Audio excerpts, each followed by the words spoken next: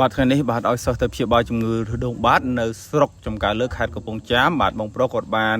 ព័ត៌មានពីពួកម៉ាក់គាត់ផ្ទាល់តែម្ដងដែលខ្ញុំធ្លាប់ព្យាបាលប្រហែលខែមុនហើយគាត់ក៏បានអញ្ជើញខ្ញុំទៅព្យាបាលដោយសារតែខ្ញុំចូលរវល់ការងារច្រើនមិនបានទៅទេបាទក៏ផ្ដល់ឲ្យសិស្សទៅព្យាបាលជំនួសតែម្ដងហើយបងដឹងថាខ្ញុំព្យាបាលជំងឺរដូងបាតហ្នឹងដល់ពីពួកម៉ាក់